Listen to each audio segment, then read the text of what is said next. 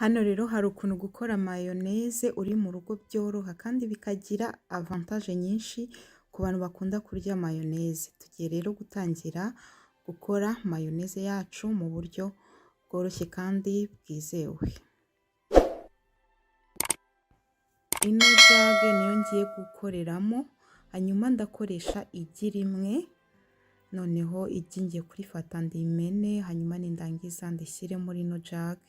Hanyuma noneho nindangiza ndahita mfata amavuta, rino gi ureba aho rigera, noneho warangiza ugapima amavuta inshuro 3 zaho rino gi rigera. Tuvuga ngo iyo utamenyereye gukora mayoneze urabanza ugashyira mu kantu, noneho ugapima ugendeye aho igi rigarukira.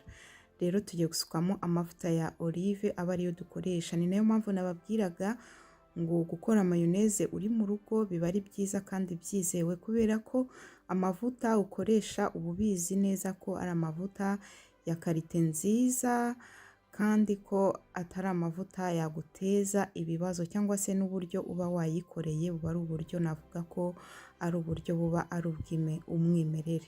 Noneho turahita dushyiramo ikiyiko kimwe cya vinegere.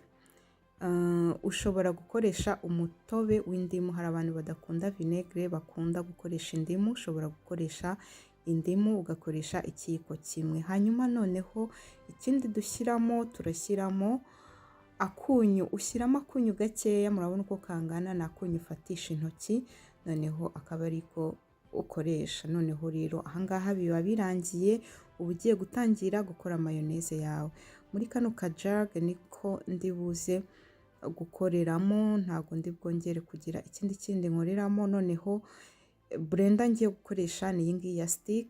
Iyi ngiyi iyo uyifite biba ari byiza cyane, urayifata nyine ukayicomeka nk'uko bisanzwe uko ikoreshwa, noneho warangiza ugashyira muri kano kajage, noneho ugatangira ukablendinga, cyangwa se ugatangira ugasya, niba nabyita gusya. Noneho ushyiramo hasi mu ndiba, warangiza ukaguma ugafatishaho, noneho ugatangira ugasya nturekure, ukaguma ugafatishaho. Uko nguko uri kubona biri kugenda bizamuka, nibuze iminota ya mbere 2 ukaguma ugafatishaho gutya.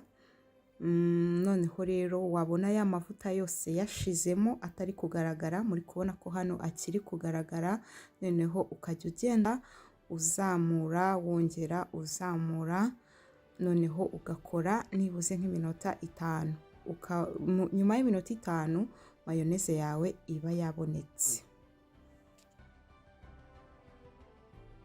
Nguko ndi kubigenza, ukajya uzimya wongera uzamura, uko nguko birayifasha, bituma mayoneze yawe iza kuza ifashe neza, itoroshye cyane.